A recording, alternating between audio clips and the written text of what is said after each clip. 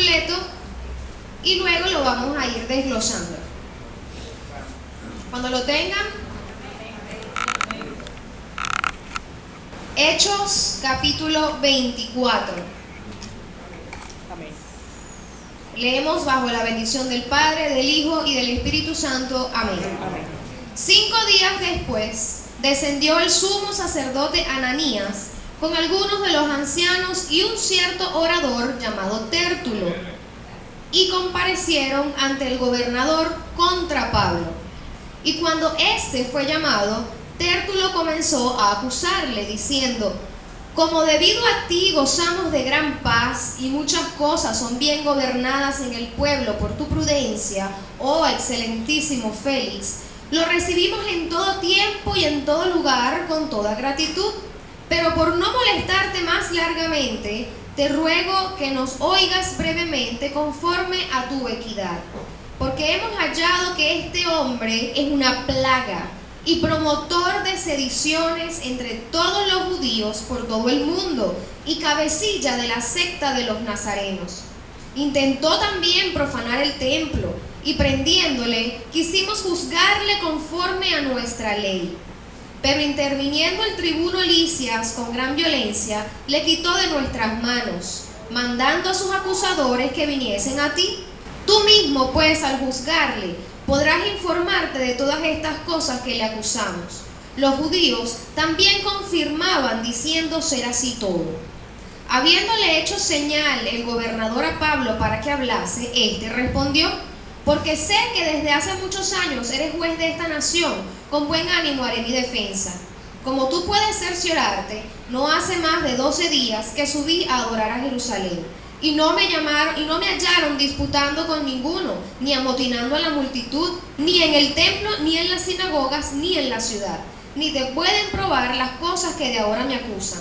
Pero esto te confieso, que según el camino que ellos llaman herejía, así sirvo al Dios de mis padres, creyendo todas las cosas que en la ley y en los profetas están escritas, teniendo esperanza en Dios, al cual ellos también abrigan, de que ha de haber resurrección de los muertos, así de justos como de injustos. Y por esto procuro tener siempre una conciencia sin ofensa ante Dios y entre los hombres. Pero pasados algunos años, vine a hacer limosnas a mi nación y presentar ofrendas. Estaba en ello cuando unos judíos de Asia me hallaron purificando el templo, no con multitud ni con alboroto. Ellos debían comparecer ante ti y acusarme si contra mí tienen algo. O digan estos mismos si hallaron en mí alguna cosa mal hecha cuando comparecí ante el concilio. A no ser que estando entre ellos prorrumpí en alta voz acerca de la resurrección de los muertos, soy juzgado hoy por vosotros. Entonces Félix, oídas estas cosas, estando bien informado de este camino, le aplazó diciendo: cuando descendiere el tribuno Lisias, acabaré de conocer de vuestro asunto. Y mandó al centurión que se custodiase a Pablo, pero que se le concediese alguna libertad y que no impidiese a ninguno de los suyos servirle o venir a él. Algunos días después, viniendo Félix con Drusila, su mujer, que era judía, llamó a Pablo y le oyó acerca de la fe en Cristo. Pero al disertar Pablo acerca de la justicia, del dominio propio y del juicio venidero, Félix se espantó y dijo: ahora vete, pero cuando tenga oportunidad te llamaré. Esperaba también con esto que Pablo le diera dinero para que le soltase, por lo cual muchas veces lo hacía venir y hablaba con él. Pero al cabo de 2 años recibió Félix por sucesor a Porcio Festo, y queriendo Félix congraciarse con los judíos, dejó preso a Pablo. Pueden estar sentados. El tema que vamos a tratar la mañana de hoy se titula Confrontando la verdad.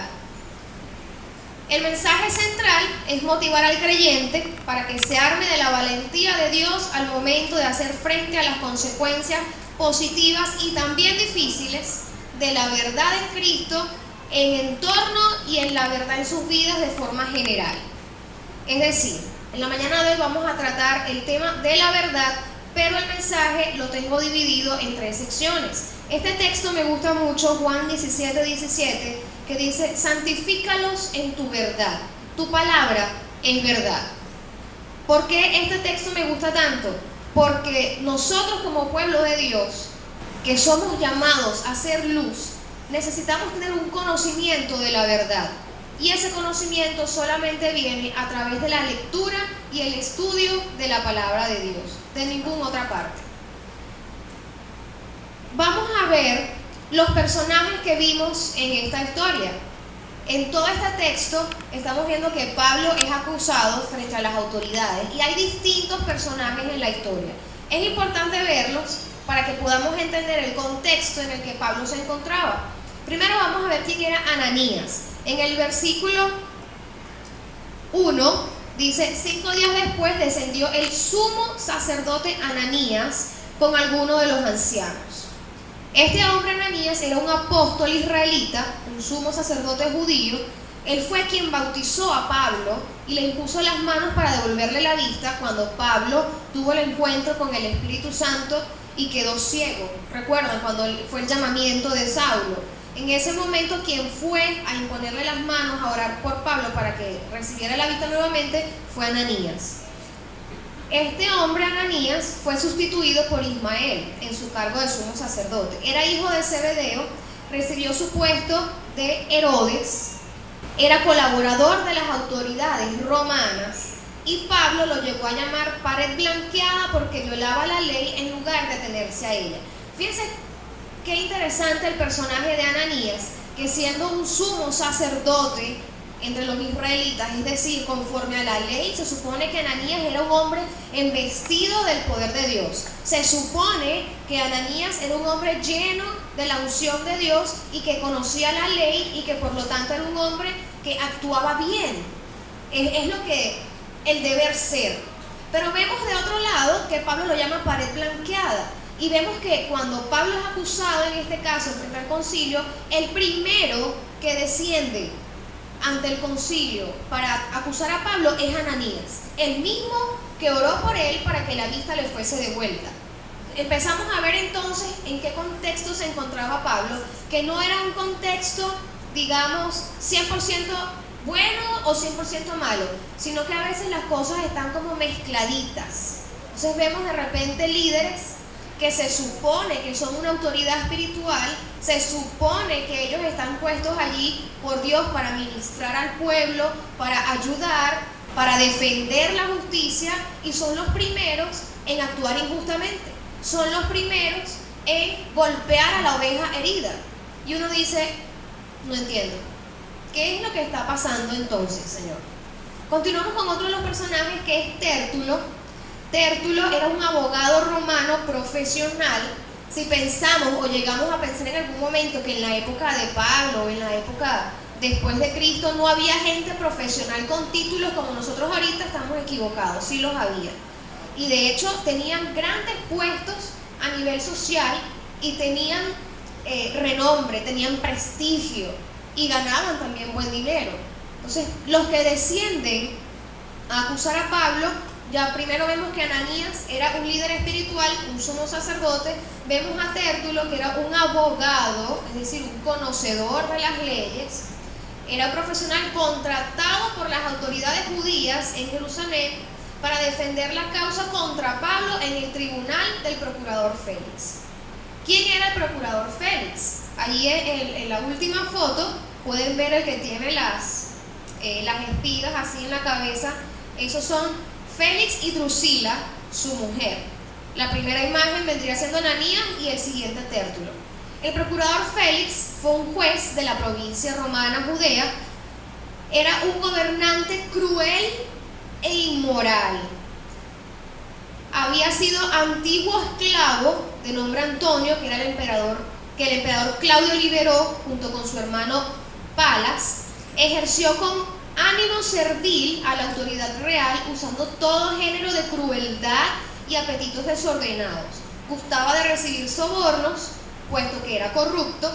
Su admiración produjo mucho resentimiento entre los judíos. Entonces, este procurador Félix vendría siendo como el gobernador en ese tiempo, y no había llegado a ese puesto porque se lo había ganado con méritos y con honores, como a veces pensamos, sino que al igual que en la actualidad, vemos que nuestros líderes políticos son seres que tienen un pasado oscuro, lleno de corrupción, lleno de maldad y que hacen muchas cosas tras cámara que no son buenas.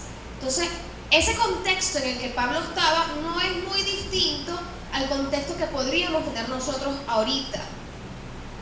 Drusila era una mujer judía muy hermosa, la menor de las 3 hijas del rey Herodes, y se casó muy joven con un hombre llamado Asisos, a quien ella abandonó para casarse con Félix. Casarse entre comillas porque ella no se divorció legalmente del anterior para estar con este. Es decir, que tanto Drusila, siendo judía, estaba en concubinato con el procurador Félix, con ese gobernante.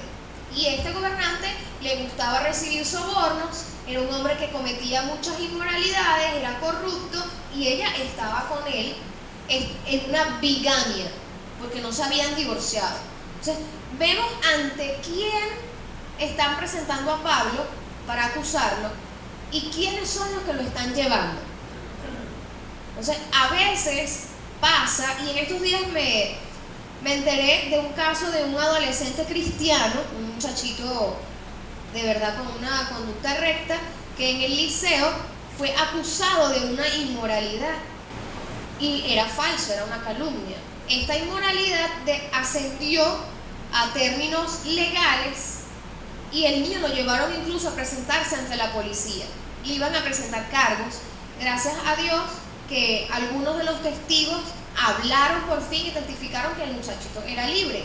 Pero me pongo en los pies de ese niño que, siendo acusado ante las autoridades de algo tan vil como le estaban acusando a él, siendo cristiano, o sea, Dios, Señor, yo tengo mi conducta recta, yo me comporto justamente y estoy siendo juzgado ante impíos, por impíos, como si yo fuese uno de ellos. Pero el Señor abogó por él y gracias a Dios el niño quedó libre de todo cargo. Pero presento esta anécdota porque sucede que a veces somos acusados y quienes nos acusan no tienen una moral más limpia que la nuestra, sino al contrario, están peor. El caso de Drusila.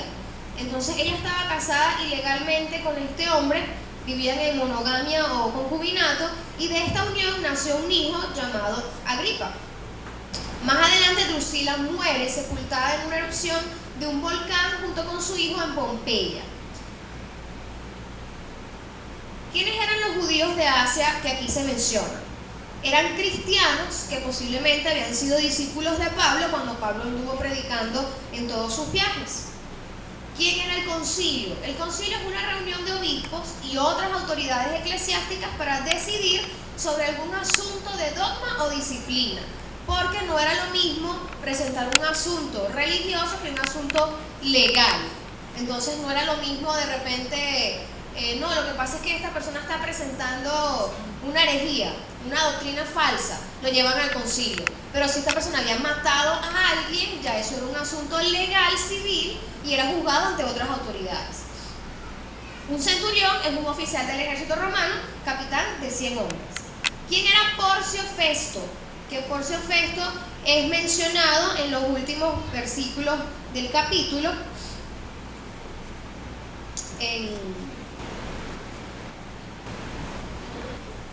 Era un gobernador de la provincia romana de Judea, de mayor integridad que su antecesor Félix. Al estudiar el caso de Pablo se convenció de su inocencia, pero no lo liberó por temor a los judíos que lo acusaban, sino que ordenó un nuevo juicio.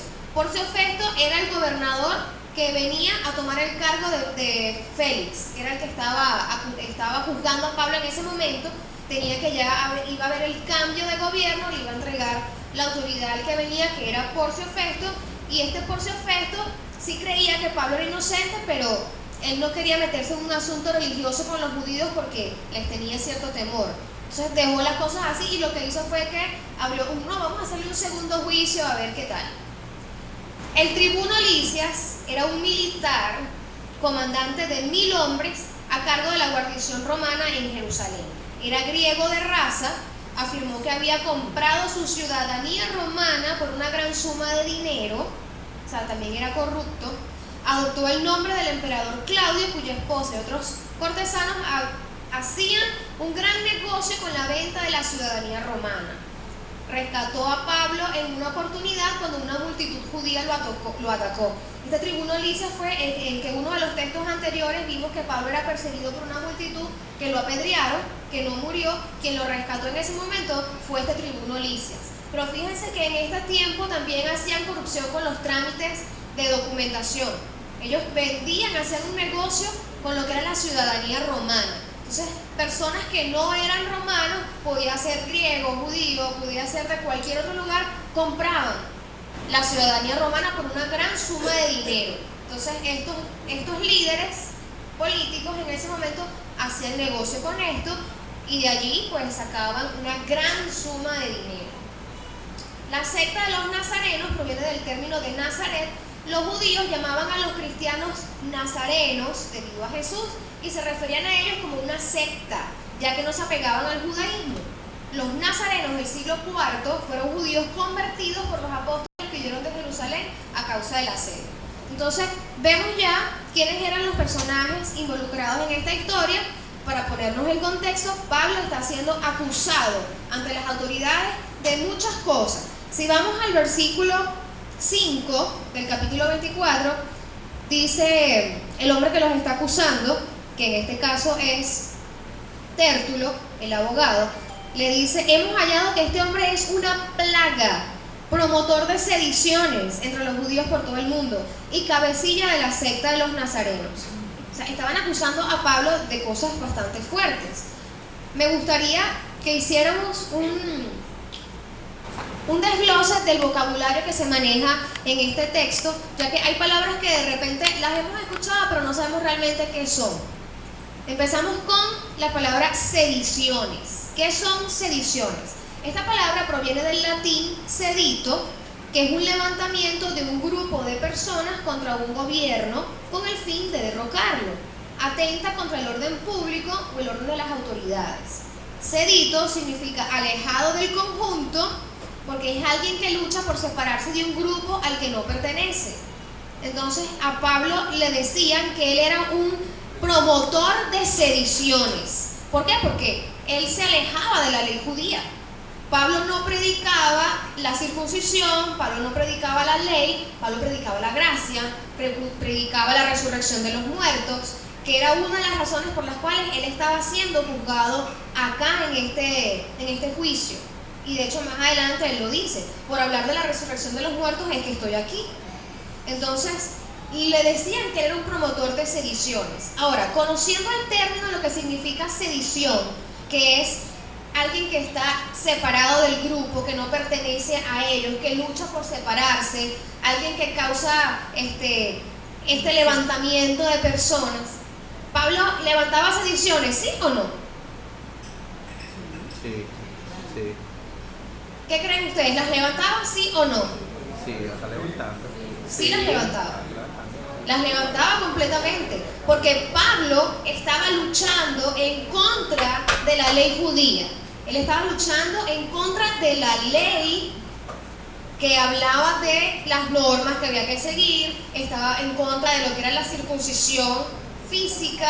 Pablo predicaba la gracia y los judíos no creían en la gracia porque no creían que Cristo había venido, no creían que Cristo fuese el Salvador. Entonces no podían creer en la gracia de la salvación que Cristo traía.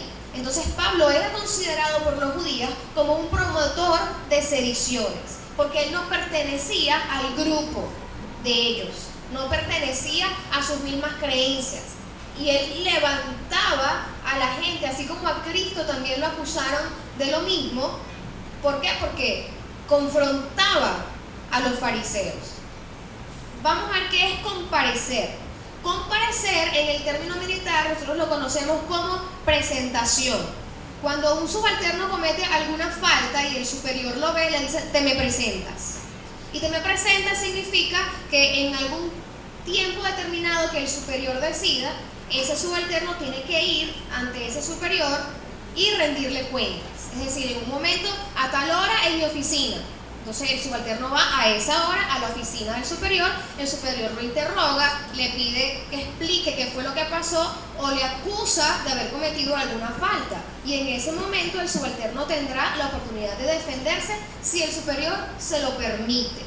Entonces Pablo aquí estaba compareciendo ante las autoridades. ¿Por qué? Porque lo estaban acusando y él lo trajeron para que se presentara ante las autoridades a dar explicación de qué era lo que él había hecho. Plaga. ¿Qué es una plaga? ¿Qué es una plaga? ¿Es algo bueno? Algo que termina.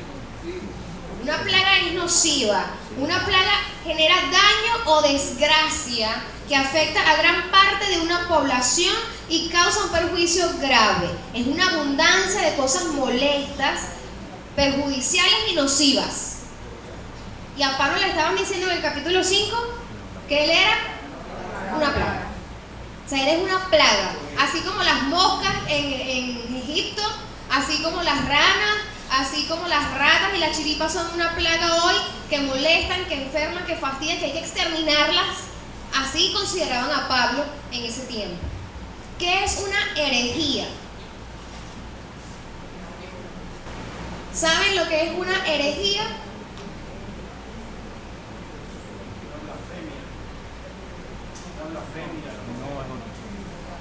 Sí, más o menos. Son ideas religiosas contrarias a la doctrina establecida por las autoridades eclesiásticas. Es una teoría novedosa que entra en conflicto con las ideas consideradas irrevocables. Ahora pregunto yo, ¿Pablo predicaba herejía para los judíos? Sí, para los judíos sí. Para los judíos sí, porque Pablo estaba trayendo ideas novedosas, ideas que entraban en conflicto con todas las creencias religiosas que los judíos tenían. Cuando Pablo les dice a los judíos que no somos salvos por obra, sino por gracia, eso para un judío es una herejía, porque la ley me dice que es por cumplir la ley que yo alcanzo la misericordia de Dios. Cuando Pablo le dice a los judíos que Cristo es el Hijo de Dios, que el Cordero inmolado, que murió por nuestros pecados y que Él es la salvación, este es un hereje. No le dijeron hereje a Jesús cuando este hereje dice que es el Hijo de Dios.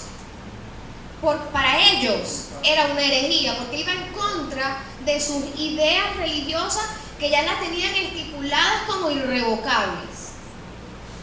¿Qué es custodiar? Guardar, cuidar, vigilar, resguardar. Entonces le dieron a los custodios de Pablo, le dieron la orden de custodiar, valga la redundancia, a Pablo. O sea, hay que resguardarlo, hay que vigilarlo. No le quiten los ojos de encima a esa peste, a ese hereje, que no se les escape. Mucho cuidado se les escapa a ese hombre súper peligroso que tienen allí. ¿Qué es adulación?